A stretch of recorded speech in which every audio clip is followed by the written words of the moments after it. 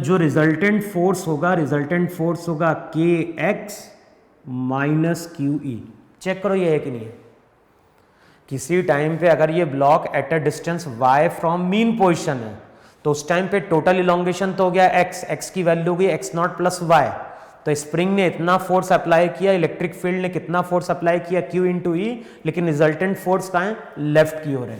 अब अगले स्टेप में अगर चेक करोगे तो रिजल्ट होगा के एक्स नॉट प्लस के वाई माइनस क्यू ई। और इस इक्वेशन को चेक करो, क्यू ई का मतलब क्या होता है, के एक्स नॉट। तो ये के एक्स नॉट और ये क्यू ई क्या होगा, कैंसल आउट होंगे और इक्वेशन हमारी बन गई एफ आर इक्वल्स टू के वाई। फोर्स और डिस्प्लेसमेंट ऑपोजिट हैं, साइन लगा दो नेगेटिव। फोर्स डिपेंड कर गया डिस्प्लेसमेंट के लीनियर पावर पे, तो यहां से हम बोलेंगे कि ब्लॉक का मोशन सिंपल हार्मोनिक है।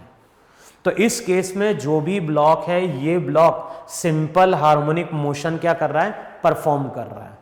अगर ये block simple harmonic motion perform कर रहा है तो टाइम पीरियड क्या है, कंपेयर कर दो इसको स्टैंडर्ड इक्वेशन से। स्टैंडर्ड इक्वेशन से कंपेयर करोगे तो के डैश कांस्टेंट के की बराबर है और के का मतलब एम ओमेगा स्क्वायर था। जो सिंपल हार्मोनिक मोशन की इक्वेशन उससे कंपेयर करो, डिस्प्लेसमेंट के साथ जो टर्म होती है वो कांस्टेंट होती है। कांस्टेंट की वैल्यू क्या हो गई, एम इंटू ओमेगा स्क्वायर। तो ओमेगा आ जाएगा अंडर रूट के बाय एम और यहां से हम कैलकुलेट कर लेंगे टाइम पीरियड। टाइम पीरियड हो गया T equals to 2 pi under root M by K. तो ये ब्लॉक का 1 कंप्लीट साइकिल का टाइम पीरियड है। अब 1 कंप्लीट साइकिल कैसी होगी, तो ध्यान ना, ये मीन पोजीशन है, ये मीन पोजीशन है, ये एक्सट्रीम है, ये एक्सट्रीम है। तो ये ब्लॉक की यहां पे 1 कंप्लीट साइकिल का टाइम पीरियड होगा।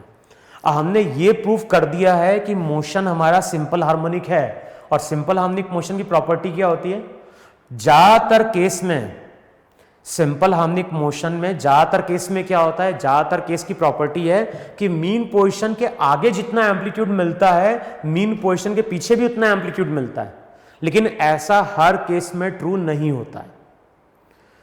सिंपल हार्मोनिक मोशन की प्रॉपर्टी क्या है, मीन पोजीशन से जितना आगे की ओर एम्पलीट्यूड मिलता है उतना ही पीछे की ओर मिलता है ज्यादातर केस में।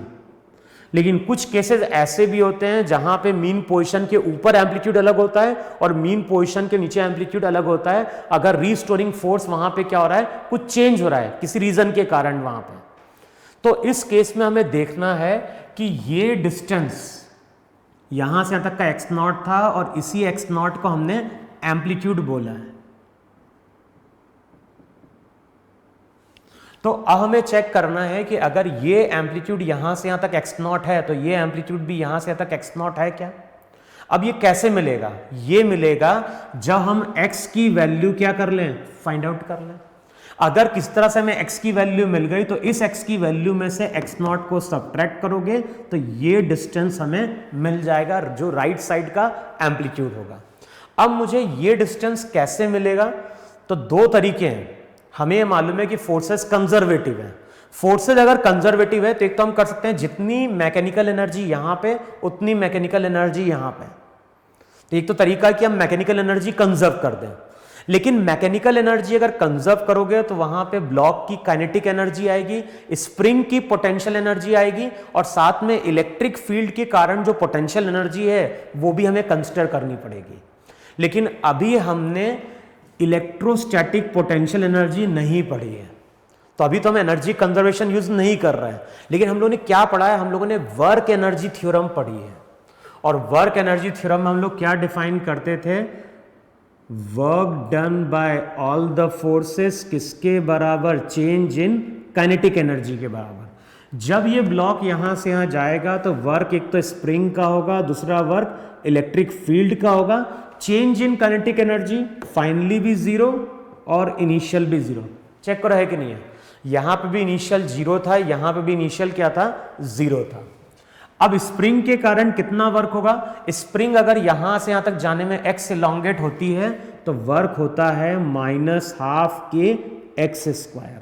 साइन नेगेटिव लेंगे क्योंकि इलोंगेशन कहां हो रहा है, डिस्प्लेसमेंट हो रहा है राइट की ओर, स्प्रिंग फोर्स कहां लगा रही है, लेफ्ट की ओर। दूसरा, इलेक्ट्रिक फील्ड के कारण लगने वाला फोर्स कांस्टेंट है, और फोर्स अगर कांस्टेंट होता है तो वर्क डन का फॉर्मूला होता है F इंटू आर। तो F का मतलब हो गया QE, डिस्प्लेसमेंट यहां से यहां तक का कितना हो गया, यहां से लेके यहां से तक, यहां से लेके यहां तक का डिस्प्लेसमेंट हो गया x, change in kinetic energy 0।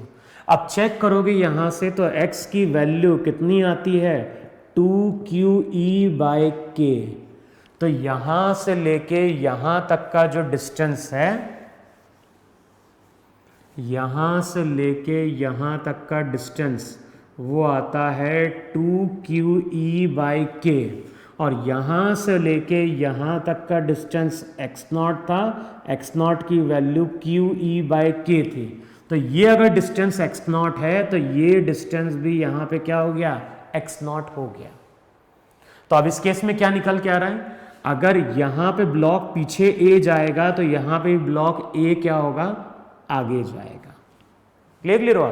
तो जो भी ब्लॉक था, ब्लॉक का मोशन पीरियोडिक था, ब्लॉक का मोशन सिंपल हार्मोनिक था, ये इसका टाइम पीरियड था, और एम्पलीट्यूड कितना था, एम्पलीट्यूड था QE/K। क्लियर हुआ। और देखना, जो ये क्वेश्चन तो पुराना था IIT का, और रिसेंटली जो क्वेश्चन आया है वो चेक करना है। क्वेश्चन में क्या बोलता है, क्वेश्चन में बोलता है कि ये जो ब्लॉक है, ये ब्लॉक पहले से ही सिंपल हार्मोनिक मोशन परफॉर्म कर रहा है, और जब ये block simple harmonic motion perform करे तो टाइम पीरियड इतना ही होगा। अब क्वेश्चन में क्या बोलता है, क्वेश्चन में बोलता है कि जब ये block simple harmonic motion perform कर रहा था तो हमने किसी इंस्टेंट पे इलेक्ट्रिक फील्ड को क्या कर दिया, ऑन कर दिया। तो बताना था, वहां पे पूछता है कि ब्लॉक के एम्पलीट्यूड का क्या होगा, या फिर ब्लॉक की मीन पोजीशन शिफ्ट होगी कि नहीं शिफ्ट होगी। तो इस तरह का क्वेश्चन है। तो वहां पे इस थ्योरी को, या जो कॉन्सेप्ट हमने डिस्कस किया है, उसी कॉन्सेप्ट को रिवाइज करना और फिर चेक करना कि उस क्वेश्चन के आंसर क्या आते हैं। वो मल्टीपल चॉइस का क्वेश्चन था या सिंगल चॉइस का क्वेश्चन, देखना वहां पे। रिसेंटली अभी IIT में पूछा गया है क्वेश्चन वहां पे। क्लियर। तो ये जो मैंने केस डिस्कस किया है, इसको एक बार तुम लोग फिर से समझना और फिर से क्वेश्चन को सॉल्व करके देखना वहां पे। क्लियर। फिर देखो, अभी तक हम लोगों ने डिस्कस किया था इलेक्ट्रिक फील्ड किसके कारण, रिंग के कारण। अब नेक्स्ट हेडिंग डालो वहां पे electric field due to uniformly charge disc.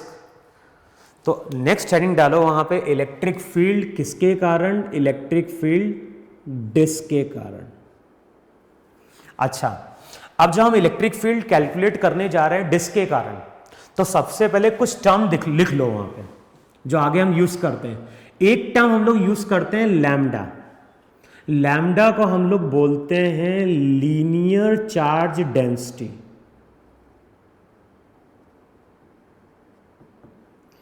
एक टर्म हम लोग आगे यूज करेंगे लैम्डा को हम बोलते हैं linear charge density.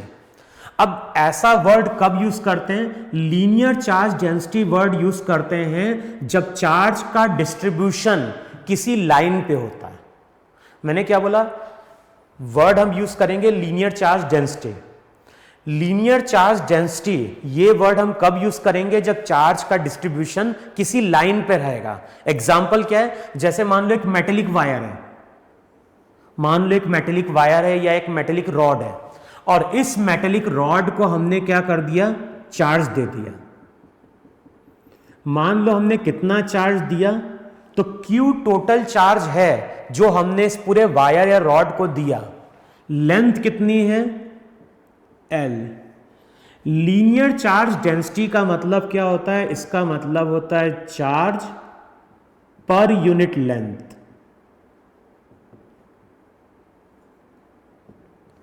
Unit length पे कितना चार्ज आएगा वही हमारी क्या होगी, वही हमारी लीनियर चार्ज डेंसिटी होगी। तो यहां पे Q चार्ज है कितनी लेंथ पे, L लेंथ पे। यूनिट लेंथ पे कितना चार्ज आएगा, तो यूनिट लेंथ पे चार्ज आएगा Q/L। तो यही हमारा लैम्डा का फॉर्मूला होगा। दूसरी जो टर्म हम लोग यूज करने जाते हैं वो यूज करने जाते हैं सिग्मा। सिग्मा को हम क्या डिफाइन करते हैं? सिग्मा को हम लोग डिफाइन करते हैं सरफेस चार्ज डेंसिटी। एक था मेरा लैम्डा, दूसरा है वहां पे सिग्मा।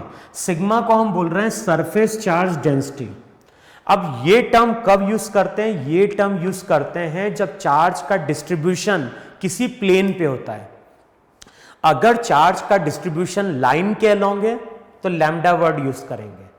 चार्ज का डिस्ट्रीब्यूशन अगर एरिया पे है तो हम सिग्मा की बात करेंगे, और चार्ज का डिस्ट्रीब्यूशन अगर वॉल्यूम में है तो हम बात करेंगे किसकी? हम बात करेंगे वहां पे वॉल्यूम डेंसिटी की।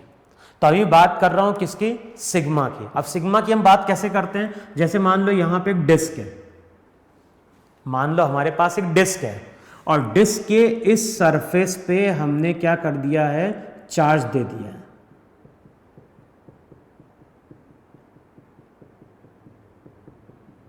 तो यहां पे एक डिस्क है और डिस्क पे हमने क्या कर दिया है? चार्ज दे दिया। अब जब डिस्क पे हमने चार्ज दिया है तो अब बताओ ये चार्ज का डिस्ट्रीब्यूशन किस पे है? ये जो भी चार्ज का डिस्ट्रीब्यूशन है, ये चार्ज का डिस्ट्रीब्यूशन सरफेस पे है। अब मान लो यहां पे हमने कितना चार्ज दिया? Q चार्ज दिया। इसका रेडियस मान लो R। तो जो भी डिस्क है, डिस्क के सरफेस पे हमने Q चार्ज दिया है, कितने एरिया पे गया है? तो ये पूरे सर्कल के एरिया पे गया है। अब सिग्मा का मतलब क्या होता है? सिग्मा का मतलब होता है चार्ज पर यूनिट एरिया।